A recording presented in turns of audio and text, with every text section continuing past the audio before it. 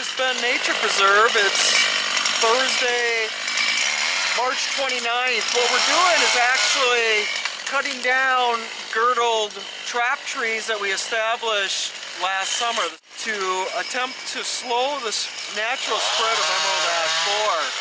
Basically what we did last summer is girdle or harm trees to make them attractive to adults to lay eggs on them. Then we're coming back this year, spring of 2012, where we are right now. What we're doing is cutting down these trees and actually killing the insects that were attracted to this tree.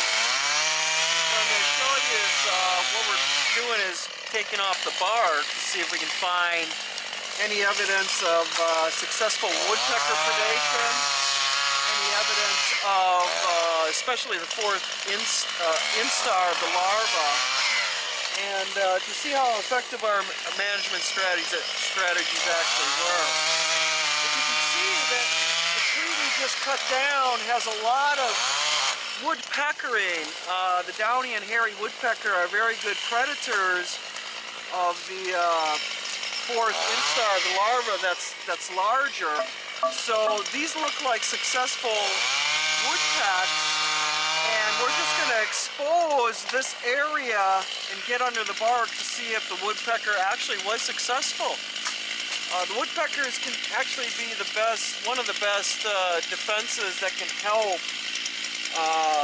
lower populations of emerald ash borer. So let's just take this slow. We'll take the bark off and see if we find any larval stages.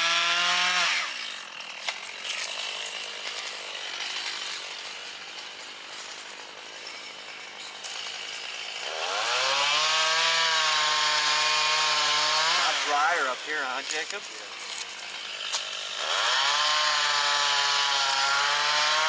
This is what's called the pupal chamber. There is no larva in here, so actually the woodpecker was successful in not only feeding itself, but again destroying the insect, which is a very positive thing. There's a lot of native borers in here, and it appears the density of emerald ash borer is not that high in the logs that we're peeling. They're awfully dry, so our girdling technique was work. Here's another later instar that I didn't follow it to see if there was any woodpecks. Let's see if there is any larva though. There is a larva in here. There. This is important to show. This is the fourth instar or larva of the emerald ash borer. This will become an adult in the summer of 2012. We're going to take this real slow here. This is distinctive. This is called the pupal chamber. Again, this is the pre-pupa that will emerge as an adult this year. There's two little dots about an inch apart. They're packed with sawdust, and inside here is a larva that I destroyed. The wood is awfully dry. I destroyed it, which is a good thing. But that one the woodpecker did not get. So we took care of it for the woodpecker. Let's see what else we got here.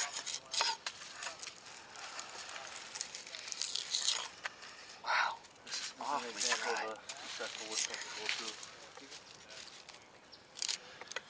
Is the larva chamber always straight like that? Here, it's, yeah, okay, Jacob's right on it. These guys are top notch.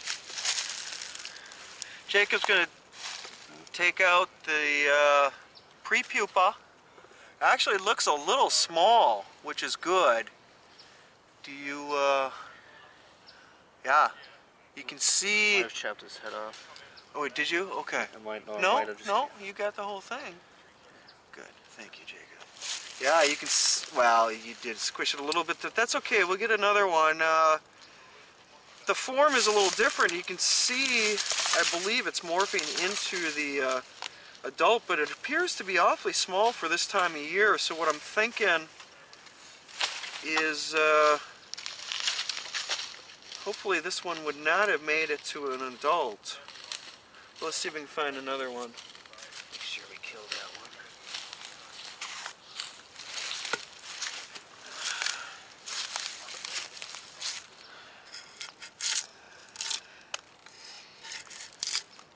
You can see the larva doesn't go too far into the wood. Just about a quarter of an inch under the wall.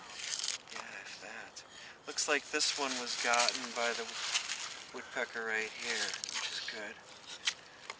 Or is it in there yet? No, the woodpecker got it, it looks like. Good. The fourth instar goes in a little deeper. That is the pupal chamber right there. There's no larva. The woodpecker got it right through there. That was a successful predation. Happy woodpecker. Hopefully happy people. That's not much of anything. So this little bug could kill all of our hopes for having baseball bats in the future. That is true. Unfortunately, ash is a very popular hardwood, not only for furniture, flooring. It's a very beautiful wood. Common wood that's sawn into lumber. It will definitely affect Major League Baseball. Most of the bats were ash bats. There's a couple big manufacturers in New York State, Wrolsen.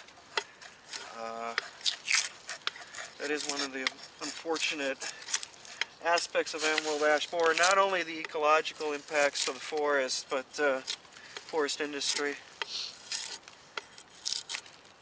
This looks like a successful predation too. Yeah. Nothing in there. Nothing in there. Good. Okay, cool. What do you got over there, Jacob? You're done! Oh yeah. A lot of these ones seem to be successful woodpecker.